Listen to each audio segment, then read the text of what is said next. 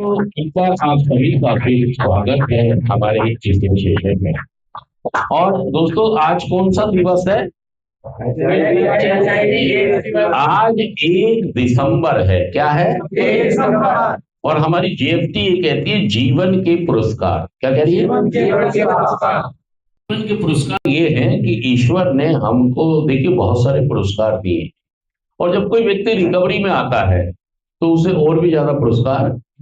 अगर मेरा जो जीवन है उसको आप देखेंगे तो मेरा जीवन तो सारा पुरस्कारों से ही सच कहना जुड़ गया। हम इतने पुरस्कार मेरी आती है। मतलब जब आप नशा मुक्त होते हैं तो जीवन के बहुत सारे पुरस्कार आपको, मतलब रिकवरी के फ्रूट्स भी इनको आप कह सकते हैं कि जब आप नशा मुक्त होते हैं तो ऊपर वाला आपको तोहफे के तौर पर बहुत सारे पुरस्कार भी दे रहा है। लेकिन दिक्कत ये है कि आप नशा छोड़ते हो और दोबारा से फिर देखो, नशा छोड़ने के बाद कुछ समय बाद फ्रूट शुरू होते हैं। ऐसा नहीं कि स्कीम पहले दिन से शुरू हो जाएगी। पहले आपको साबित करके बर्थडे बनाना होगा। क्या करना होगा? और फिर ऊपर वाला जैसे जैसे समझेगा आपको लायक, जिस लायक समझेगा, आपको पुरस्कार, जितना आप संभाल सकते हैं उतने पुरस्कार आपको, हाँ, मिल गया तो ठीक है, नहीं मिला लेकिन जिंदगी बहुत बढ़िया रहेगी अगर आपने नशा छोड़ा। सच कह रहा, झूठ कह रहा? ये तो आपको भी पता है कि अगर आप नशा छोड़ देंगे तो जीवन आपका अच्छा। तो आज है 1 दिसंबर। क्या है? 1 दिसंबर। क्या डे है आज? HIV दिवस। क्या है? विश्व, सब लोग बोलिए, विश्व HIV/AIDS दिवस है। और दोस्तों देखिए, ये जो वायरस है ये इतना खतरनाक वायरस है कि एक बॉडी से जब दूसरी बॉडी में चला जाएगा तो फिर इसका कोई इलाज आज संभव नहीं है। बहुत सारी, मतलब, रिसर्च चल रही है, चीजें चल रही हैं, लेकिन अभी कुछ ऐसा बना नहीं है कि इस वायरस को वापस बाहर निकाला जा सके। फिर इस वायरस का एड्स में तब्दील होना निश्चित है। और HIV/AIDS कुछ हाई रिस्क ग्रुप बनाए गए हैं सरकार की तरफ से। हाई रिस्क ग्रुप बनाए गए हैं, मतलब ऐसे कोई 6 ग्रुप हैं जिन्हें कहां रखा गया है? High risk. जैसे जो वेश्यावृत्ति करते हैं, जो ट्रक ड्राइवर हैं,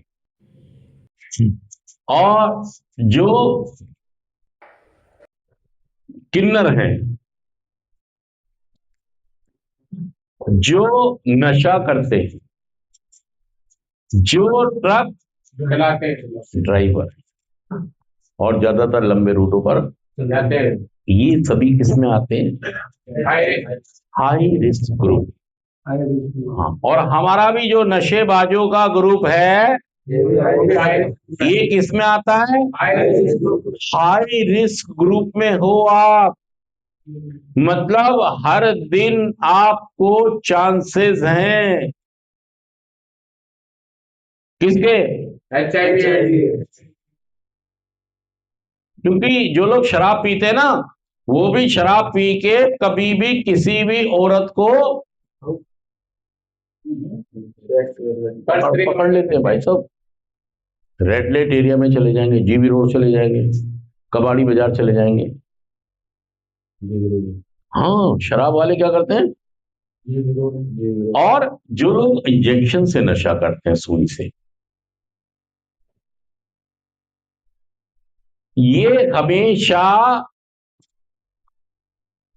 इसकी चपेट में आ सकते हैं, क्योंकि इनको कोई लेना देना एहसास ही नहीं है कि भाई साहब मुझे एक बीमारी तो है ही नशे की।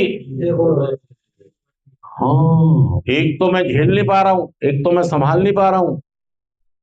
नशे के साथ साथ अगर मुझे HIV का वायरस भी आ गया, क्योंकि ये लोग सेक्स के भी कच्चे होते हैं, एक्ट सुरक्षित यौन संबंधी ये लोग बनाते हैं।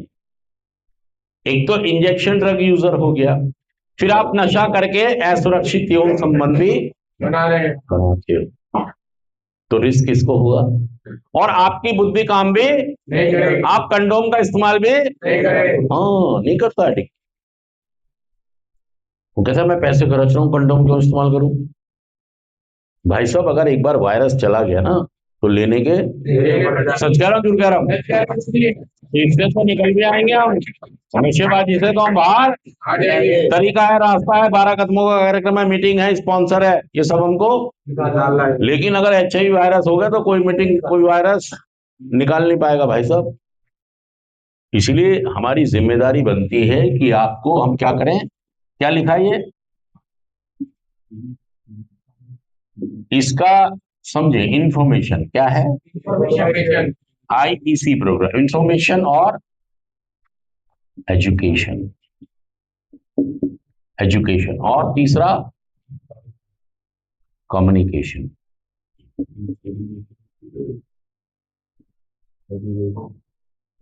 ये 3 चीज होना हमारे पास बहुत जरूरी है। अगर हम चाहते हैं अपना बचाव करना, तो हमें इन 3 चीजों का खास ख्याल रखना पड़ेगा।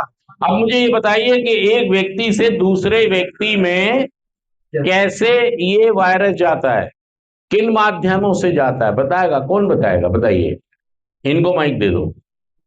माइक किसके पास है? हाँ जी, लो माइक, लो, बोलो माइक में, बोलो, अपना परिचय दो, नाम बताओ। मेरा नाम है, नमस्कार फैमिली, मेरा नाम विनय है और मैं एक नशेबाज हूँ। हाय विनय। धन्यवाद फैमिली। फैमिली, ये जो HIV एड्स है, ये कई माध्यमों से हमारी बॉडी में जा सकता है, जैसे कि ब्लड ट्रांसफ्यूजन। मसलन जैसे कि यदि कोई एक नशेबाज जो इंजेक्शन या सिरिंज का नशा करता हो, किसी दूसरे व्यक्ति की यूज की हुई जिसको ऑलरेडी HIV एड्स है, उसको अपने अंदर इंजेक्ट करता है, तो ये नशा हमारे अंदर, ये वायरस हमारे अंदर प्रवेश करता है। दूसरा, अगर हम किसी भी प्रकार का असुरक्षित यौन संबंध किसी से स्थापित करते हैं, तो उससे भी है हमारी बॉडी में एंटर कर जाता है।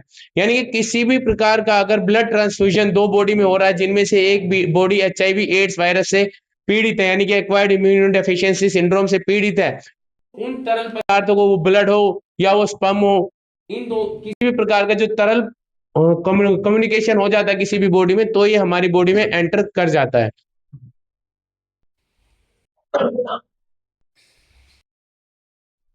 और कोई तरीका? 2 तरीके बताए मैंने, ब्लड और असुरक्षित यौन संबंध। और बताइए, 2 चीजें इन्होंने बताई है। असुरक्षित यौन संबंध मतलब सेक्स के, हम जो रिलेशन बनाते हैं किसी के साथ भी, चाहे वो लड़का हो, लड़की हो, किन्नर हो, कोई भी हो, उसके चांस हो जाते हैं। पहला क्या है? असुरक्षित यौन संबंध। असुरक्षित यौन संबंध। और दूसरा ब्लड। ब्लड। ब्लड क्या करना है? देखिए, कई बार क्या होता है, इंसानों को ब्लड की जरूरत पड़ती है, खून की जरूरत पड़ती है, एक इंसान से दूसरे आदमी का खून चढ़ाया जाता है, तो खून हमेशा प्रमाणित ब्लड बैंक से ही खरीदना। हाँ, और ये सुनिश्चित करना चाहिए कि उस ब्लड के ऊपर स्टंप है प्रमाणित या नहीं, कि हाँ ये जांच हो गई है, तभी वो खून हमें चढ़वाना चाहिए। और तीसरा बताइए, तीसरा क्या है? तीसरा तीसरा है ID यूजर। क्या है? ID यूजर का मतलब होता है इंजेक्शन ड्रग यूजर। इंजेक्शन